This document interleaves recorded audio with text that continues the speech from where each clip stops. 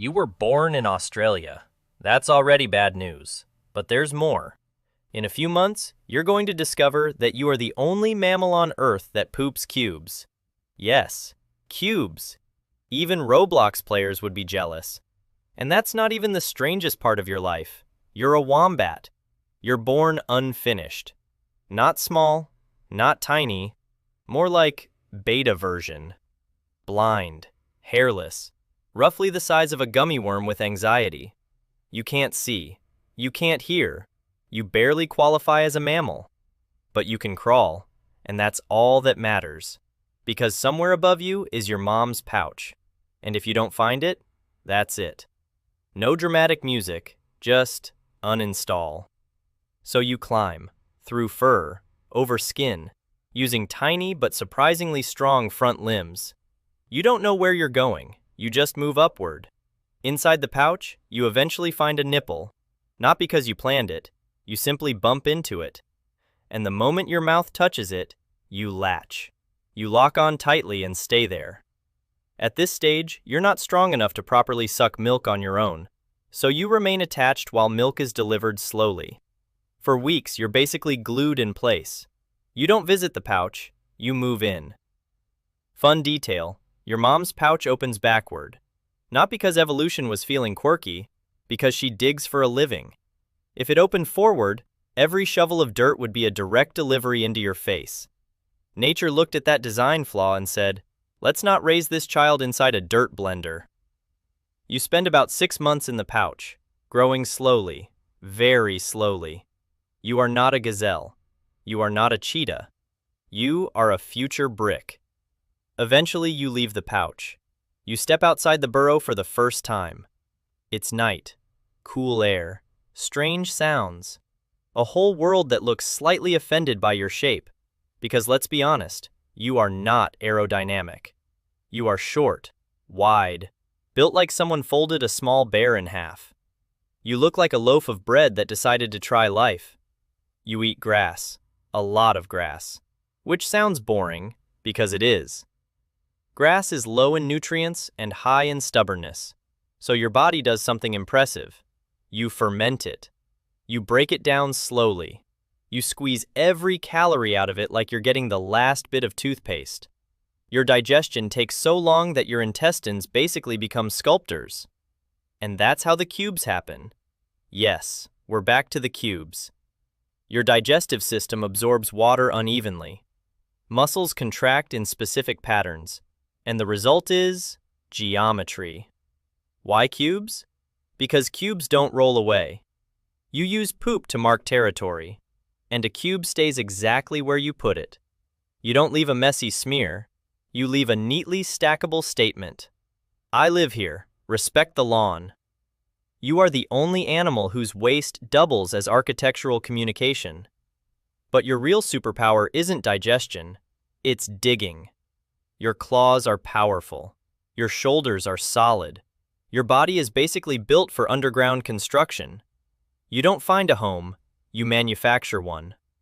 Some wombat burrows stretch dozens of meters, with turns, multiple entrances, side chambers. It's not a hole, it's a bunker. Air-conditioned by soil, soundproofed by dirt, and entirely designed by a creature shaped like a couch cushion. Then one day, there's fire. Because Australia doesn't do minor inconvenience. It does wildfire. The sky turns orange. The air tastes like smoke. You are not fast. You are not leaping over flames. So you do the only smart thing. You go down, deeper into your burrow. Underground, it's cooler, safer. Other animals sometimes run into wombat burrows during fires.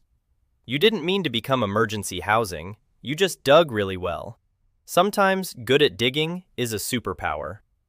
After the fire, the landscape changes. Less grass, more exposure, and that's a problem, because you are a herbivore built for comfort and shadows. Crossing open ground is risky. You are compact, low to the ground, not exactly built for dramatic escapes.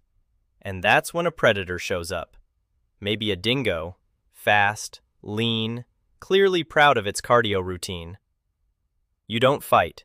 You sprint to your burrow, dive inside, turn around, and deploy your ultimate defense, your butt.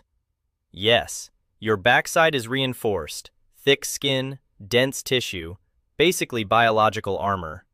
You wedge yourself into the tunnel entrance like a cork. Predator outside, I'll dig you out. You inside, good luck, I am structurally inconvenient. If they try to reach in, you can push back and pin them against the tunnel wall. Your combat strategy is not claws, not fangs, it's fortified rear architecture. Nature looked at you and said, "We're going with this." But then comes something you can't block. Fences. Humans love fences. Your brain sees a fence and thinks, obstacle detected, dig under. So you dig. And somewhere, a farmer looks at a collapsed fence and whispers, "Why?" You're not trying to sabotage anything. You just believe all barriers are suggestions. Then one night, something new appears on your path. Flat, hard, marked with white lines.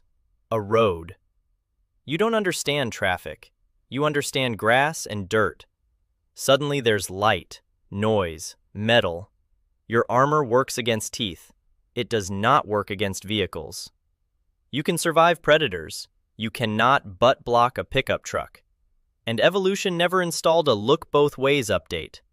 If you're lucky, you survive it all. Fires, predators, human infrastructure, and you keep digging, mixing soil, creating shelter, shaping the land. Other animals benefit from your tunnels. After disasters, your burrows can be lifelines. You're not flashy, you're foundational. You are an ecosystem engineer disguised as a potato. As you age, you slow down. You dig less, graze shorter distances, spend more time underground. There's no cinematic ending. One day you just don't come out. The burrow remains. The grass grows back. The cubes eventually fade. And somewhere nearby, a tiny, unfinished pink creature is born. Blind, fragile, determined. It starts climbing toward that backward-facing pouch, ready to grow into something strange. A creature that lives underground, marks territory with geometry, fights with its butt, survives fire, predators, and chaos. Being a wombat is weird, but it works. And sometimes survival isn't about being fast, or beautiful, or terrifying. Sometimes it's about being stubborn, solid, and built like a brick.